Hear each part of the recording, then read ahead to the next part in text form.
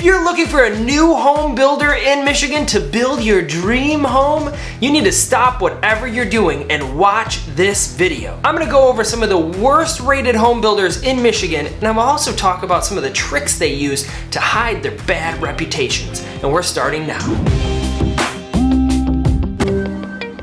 If you're new here, my name's Paul and I make videos all about Michigan and Michigan real estate. So if you like that sort of thing, take a look at some of the other videos I made and subscribe if you like it. And if you want to move in the next 3 days to 3 years, reach out because I'm also a full-time real estate agent and I've helped hundreds of people make better decisions when moving to, from, and around the great state of Michigan. All right, so home builders and building a home. Building a home is a tricky thing because personally, I think that it's one of the best things that you can do if you're a buyer in this market because it's sort of crazy and people are overpaying for homes. So I think that if you can sort of eliminate that and just go straight to it and build a house, I think you're way ahead of the game. So I help a lot of people build. So if you want to build a house, reach out because I can help you with that. All right, so for this list, we went to consumeraffairs.com and we looked at the home builders that they have ranked nationally, and we found the worst 3 in the state of Michigan.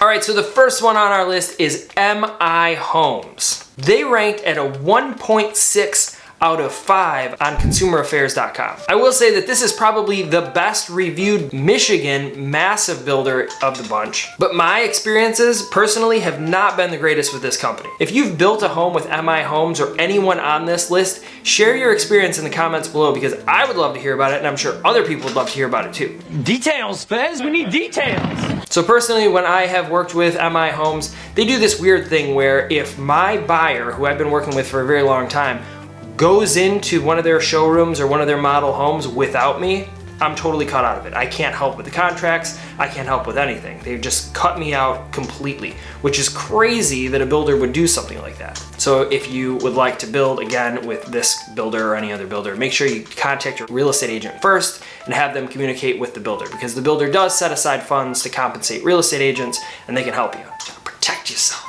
All right, the next one on our list is Toll Brothers. So Toll Brothers got a 1.3 out of 5 on Consumer Affairs. And that was actually pretty surprising to me because Toll Brothers has been pretty good most of the time when I've worked with them, especially on the higher end homes, the ones that are 700, 800, 900 plus. Experiences have been great for my buyers and for me. Again, if you've had a different sort of experience, let me know. I'd love to hear about it. All right, the next one on our list is Polti Homes. Polti Homes comes in at a whopping 1.2 stars out of 5 on Consumer Affairs. Now this one actually didn't surprise me at all because going back to the 90s, there are some of the worst builds that I've actually been in.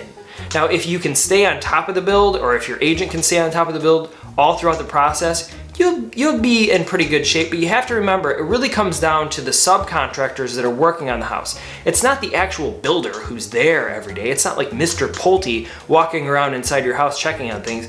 It is a subcontractor that's going through and doing the work. So as long as you're checking on things, you're making sure that everything is going smooth, then everything will go smooth. But it's the quality of the materials, the things that they actually put into the house have just traditionally not been the best. Pulte has always been like the one builder that I know of that used to carpet the bathrooms because it was the cheapest option. So it was the cheapest thing you could do. So there's carpet up to the tub. It's weird to me. It's weird to buyers. It's especially weird when we're looking at those 90s builds right now. And I will say some of those 90s built homes are the ones with the foundations that have the most problems. So you've got crumbling foundations, you have basements that are sort of bowing in and cracking and doing all sorts of terrible things. And I see it more in these than any other house. But if you've built one, let me know. Let me know, did it go that way for you?